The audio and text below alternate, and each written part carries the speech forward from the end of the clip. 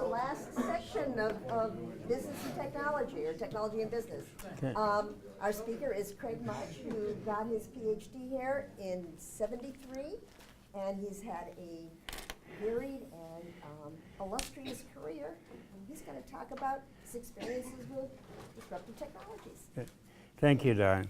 And I'd also like to thank the organizers of this wonderful event and also all the attendees for coming to this. It's I'm most grateful. I think I am continuing to have and have had a very exciting time in computer science, and it was really all based and started here. So thank you again for organizing this wonderful celebration. Look, I'm going to first of all start off with a little bit of history, and I'll use this one here, page down. Yeah, okay. So, a little bit of history. When I was a grad student, the ACM student chapter co-hosted a visit by Grace Hopper to come here. A few heads are nodding around the audience.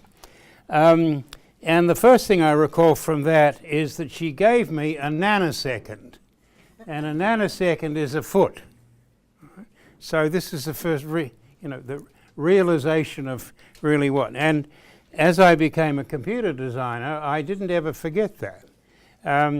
But she had all of these nanoseconds and she was giving them around.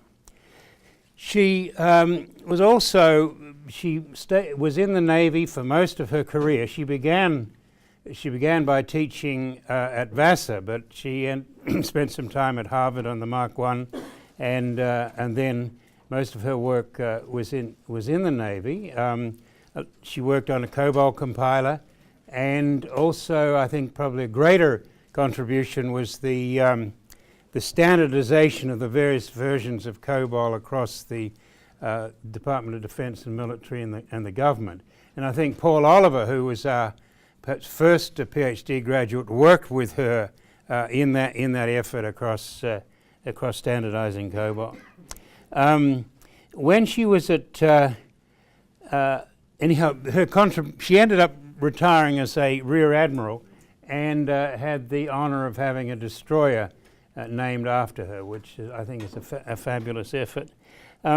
When she was at Harvard, she was a programmer on the Mark I. She preceded Peter Callingett and Fred Brooks at Harvard, but she's the one who introduced the term bug, because that moth got stuck in the relay, and a relay was unable to close, and that's how we call that. That's what's called a bug. Okay, the outline that I'm going to follow is to talk about the early adopters and the diffusion of technology, and then use three cases from my own experience as a computer designer, three cases of disruptive technologies, two which have completed their disruptive stage, and then the third one, data-driven modeling, which is now is just entering that very early stage and may or may not be accepted. So this is a chart that many of you have seen, first put out by Rogers and then used by Geoffrey Moore, Crossing the Chasm. And it has the stages there are the early adopters, or the innovators, which are generally made up of enthusiasts and visionaries. And we're plotting here the units bought against time. And the innovators then into the early adopter stage, then the early majority, the late majority. So most of the volume of the products, of technology-based products, occur here, the early majority, the late majority, and then we eventually get to the laggards. Now there are 2 points of great interest here. The one that Geoffrey Moore talks about, and his book Crossing the Chasm is still the most important marketing book for high technology. And that's how do you go from this early adopters into Main Street, where you're actually getting and many companies fail at this point. But I want to talk today about what happens when you've got an idea down here and you're depending upon enthusiasts and visionaries, and you've got all the people in the world saying it won't work. So the first one we'll look at is cache memory. So just think, how has the memory hierarchy changed since you graduated? Right. Now some change it. Pardon? So that doesn't mean our memories, right? Good one. I have to duck around here. I can hear your cracks, but I can't see them.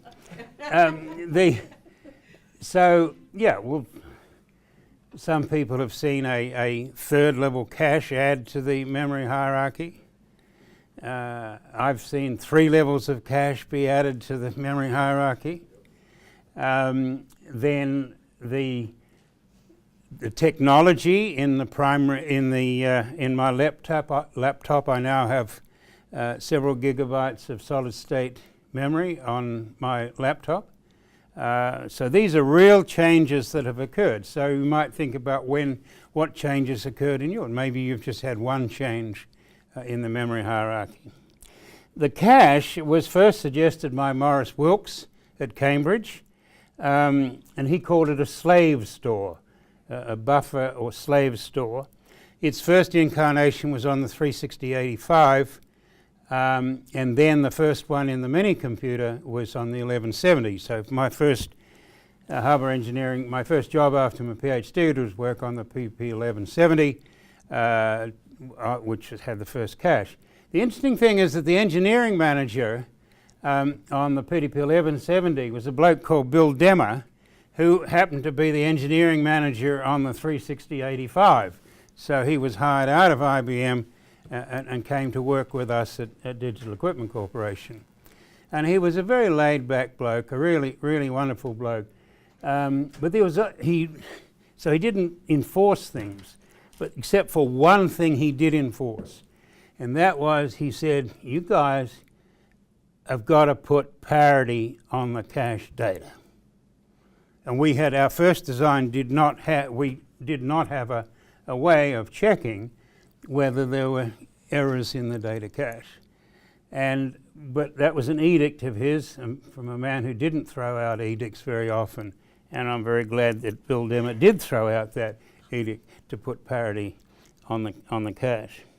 Anyhow, today cache has gone through that complete cycle. It's now absolutely accepted.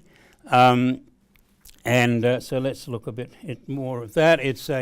The cache is a small store between the processor and the primary memory. And what you'd really like is having a large amount of processor memory that was running at exactly the same speed, the access time, of the processor. That's what you'd really like. Okay? But of course, to do that, this is going to be very, very super expensive, super power hungry, and so on. So this cache is put in between the two, and the processor will send out an address, and with some luck, it'll be found in here rather than out here. It turns out that the PDP 1145, which had a 300 nanosecond processor cycle, there was an option on the PDP 1145 to go with all static RAM here. There was no cache on the 1145, this particular option. So 300 nanoseconds, but most of the machines that were shipped were 500 nanoseconds there. So the thing works. I mean, the cache works because of programs exhibit memory locality. 2 types of locality. For some of you, this is all old hat. Others, you're remembering. Spatial locality, you tend to, vectors exist as data structures in our program, matrices and so on. So if you're if you're using some data, you're likely on the next memory fetch be asking for some data next to that and next to that. So that's spatial locality. Temporal locality is if you have an instruction that you've fetched, you're likely to refetch that instruction because of looping. Okay. So that's what. However, when we first introduced the cache on the 1160, on the 1170, sorry, people said caches won't work. They don't. You know, I see all the simulations you've done, but my program is different. You can show me all these simulations, and I know they can, but they came from they're from traces of programs that are not like mine. And so that went on. It just went on. I mean, it just kept on going on. Just to remind ourselves very briefly, there are a well-designed cache can generally result in the data that you want being found in the cache about 90% of the time. And 10% of the time it can't be found there in that case, and we call that the miss ratio. The miss ratio. And that's instead of, these are some caches. So the 1170 I mentioned, the 1160 is a machine I was part of the design team, the 780. And these increased in size, 2 kilobytes, 2 kilobytes, 8 kilobytes. The company that I founded, a microchip company, did the first cache for the PC industry, and that supported a cache of 32 kilobytes. And then we up here today, and I'm going to refer to Dick Site's talk that he gave a couple of months ago. The level 3 cache on your big Intel chips in the middle of a data center have 20 megabytes of level 3, and the IBM Z13 has 64 megabytes of level 3 cache. And Bill Strecker, who was at DEC, he was a PhD student of Gordon Bell's at Carnegie Mellon. Bill came to DEC, and he was number one in terms of simulating cache parameters. Here, block size is the number of bytes that you fetch when there's a miss. So, and miss ratio there of 0.1, 0.2, 0.3 against block size, and you can see the miss rate decreasing with block size for these 3 different cache sizes. So the 2,000 byte cache, the miss rate goes from 0.5 down to 0.3 for a 2K cache. The set size or the degree of associativity is the number of places a part of memory can be located in the cache, and that also improving that improves the miss rate. However, you've got extra logic and extra power in order to support a higher degree of associativity. This is when Dick Sites gave a talk here a couple of months ago. Many of you were at that, and he showed what a single chip machine looks like in the big data centers, in the cloud computing data centers, and that has 3 levels of cache. So that'd be a typical Haswell, I guess. You've got 16 cores, each one has its own cache. Then these share a level 2 cache, and then they all share a level 3 cache, and this is the off-chip memory. When Dick gave that talk, and I want to reinforce the effect of a miss.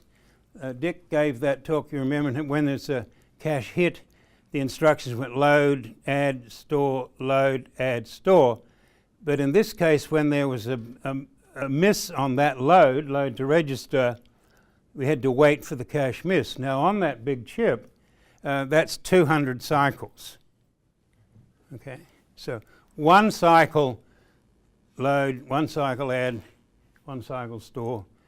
This load is 200 cycles.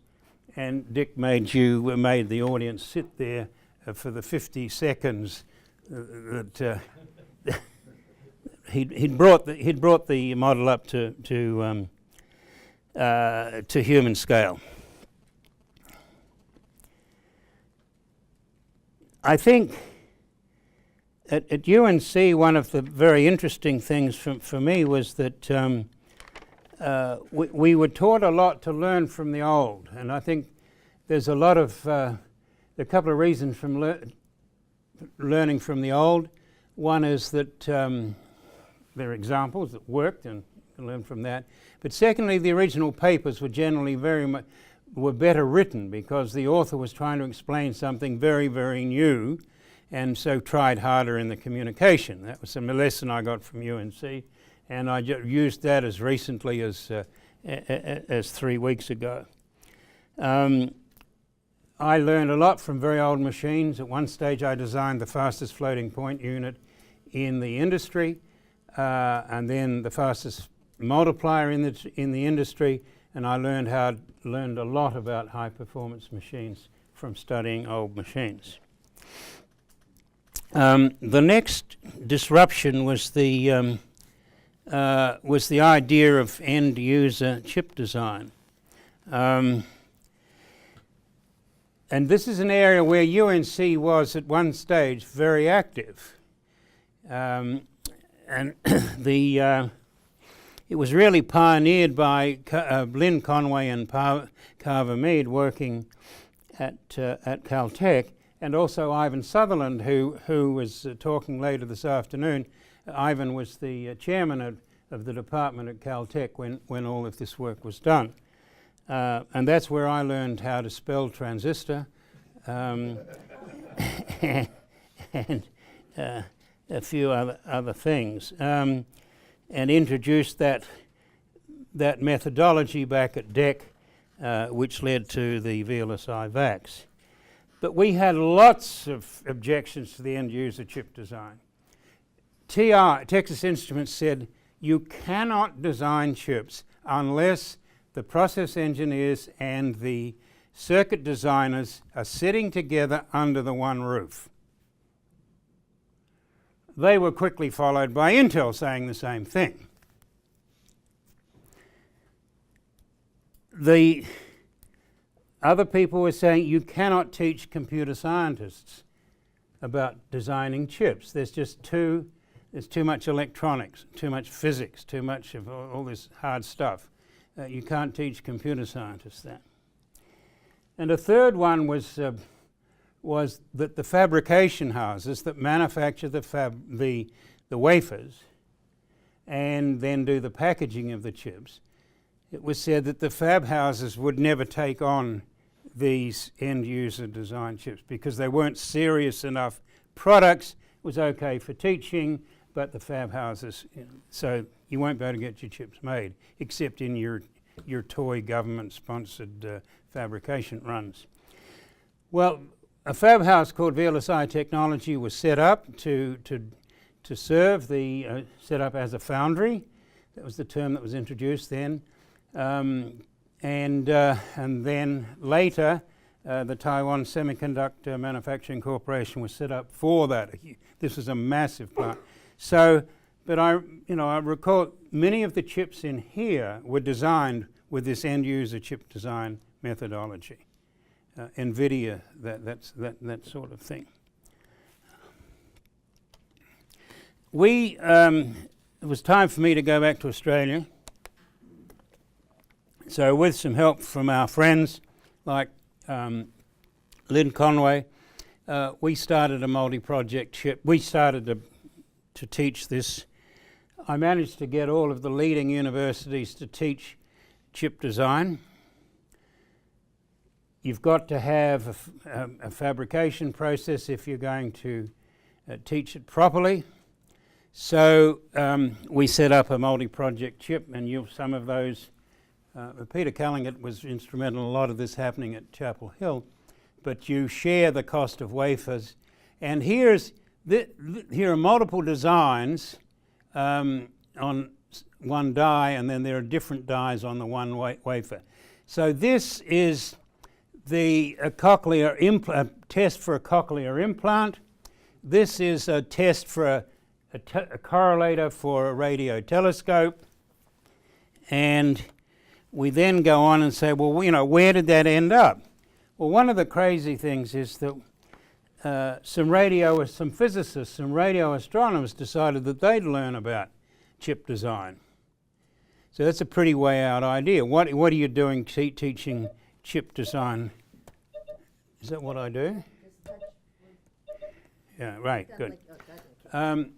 So these radio astronomers, these physicists, learned how to design chips and put a test on the first OzMPC. Then we at Oztech, I better say, after the OzMPC and the teaching program, we did a semiconductor startup called Oztech. I raised $6.7 million US to do that startup from some US venture capitalists, some British venture capitalists, and we formed a high-powered chip design company.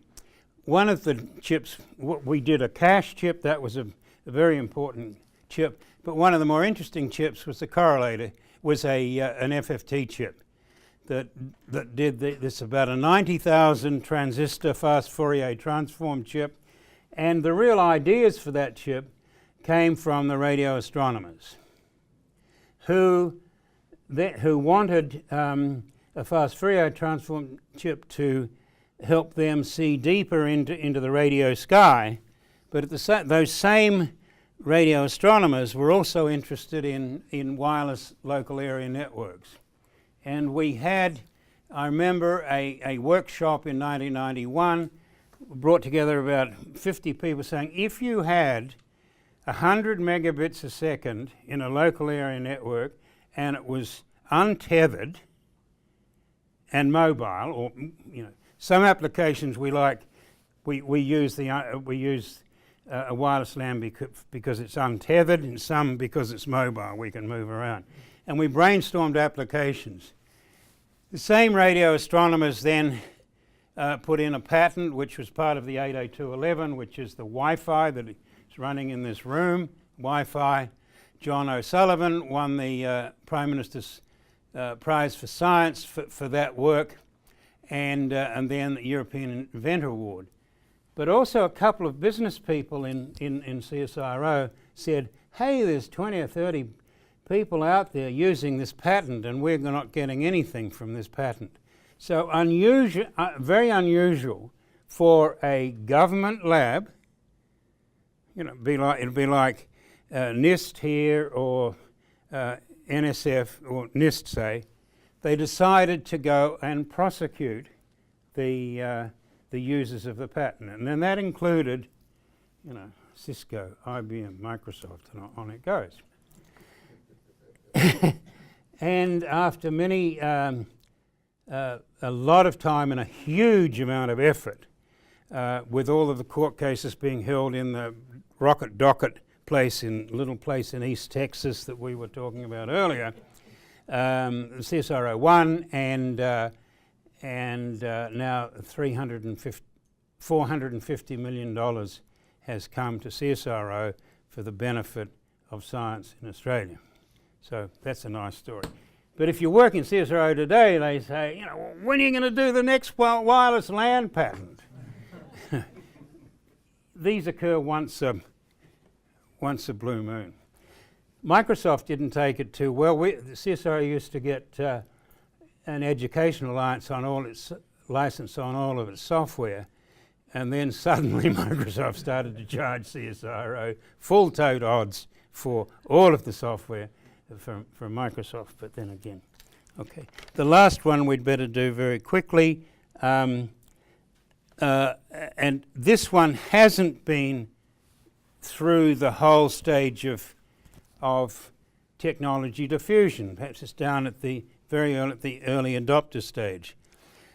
And that's where the idea of using massive amounts of data, where massive amounts of data will do better than algorithms for certain problems. And we've seen that in machine translation already, where just using data instead of all of all of the rules that are to do with syntax and semantics and so on, that it's the dumb brute force approach of using data that is now winning the machine translation bake-offs. The driverless vehicles, that's the Google car there. And as Peter Norvig from Google says, we don't have better algorithms, we just have more data. And when Mark this morning was talking about the reason that we need machine learning on many of the applications on the smartphone, but we do need lots of data to drive those. So there I have a picture of a cloud computing center, a massive warehouse-sized data center. The one on the left, you can see the water cooling on the water cooling on the top. There's refrigeration inside. So we've had one example of data-driven modeling. That's two. There's the machine translation and then the driverless car. And now a third one is modeling power usage efficiency. Those big data centers are often 15 megawatt devices. And so the use of electricity it's very important to make that efficient. And you want the electricity to be going into the servers, the networking, and so on. And you want the least amount to be going into the overhead, which is physical security, the power backup, and the refrigeration. And so the power usage efficiency is a measure of that. And Google, some of Google's this is Google with at a PUE of around 1 is almost saying that almost all of the energy, the electricity is going into the IT equipment and very little into the overhead. Most good data centers would be around about 1.8, and 2.2 is not uncommon. So anyhow, if you think about what are the factors that make, you've got water flow through here, you've got the flow in the refrigeration chillers, you've got the airflow at 30 or 40 different points. You've generally got about 800 variables. And a fellow called Jim Gao used a data-driven model, learning from several months of data measured at every minute to model that. So there's PUE and the predicted versus actual. That's absolutely a gorgeous fit. And so we asked, I asked the question: could we use this technology to model a particular problem that I've been working on, which is in minerals processing? We can't do much computer design in Australia, so you've got to sort of work on applications. So minerals processing, like concentrating copper, you grind the ore, then you float it, and then it goes off to an electro-winning facility. So the two types of plant there are these massive crushers. They also are 15 megawatt beasts. And they're powered by diesel hundreds of miles out. These things are found in Utah, Kennecott in Utah, South Africa, Chile, Australia. So you've got these guys, the flotation cells are there, and today we're now bringing in new instruments, and CSIRO has designed some wonderful new instruments that can measure in real time the minerality, the content of the minerals going through at various points. So instead of sending a sample off to the lab, waiting for a week for it to come back, we're actually measuring it in real time. You add that to the variables that have been measured for some years on old SCADA systems, and you end up with about 1,700 variables. And we've been able to get data from a global miner for 6 months data of these 14 variables taken every minute. And we're starting to analyze that. So using the same techniques, as were used in the Google machine learning there. I'm not a machine learning expert, but I did, and I've learned a lot from one of the Coursera courses on machine learning, that one of the Stanford courses over the web, you know. But what I did know from Comp 151 and 152, which is the 2-semester numerical analysis course here at UNC, a devil of a course to take, but I've actually used. I actually found it extreme. What was that? You're bringing back bad memories. We don't teach it anymore. I mean, I've used it to great effect when I was doing the floating point work, and error generation, error propagation, that sort of stuff.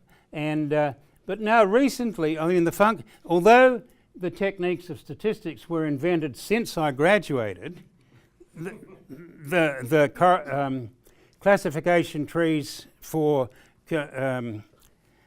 classification and regression, the real intuition, the founding I got from functional approximation in 151 and 152 is that functional approximation gave me an ability to intuit, which has come back when I've had to do this. So I'll just say that we've looked at 3 cases. The first 2 have actually gone through from the early adopters right to the laggards. The first 2, and I have a lot of hope that the third one will start to move up that adoption change. Thank you very much. So the next keynote starts in 10 minutes, so I'm going to suggest if anyone has questions for Craig, they just kind of wander up.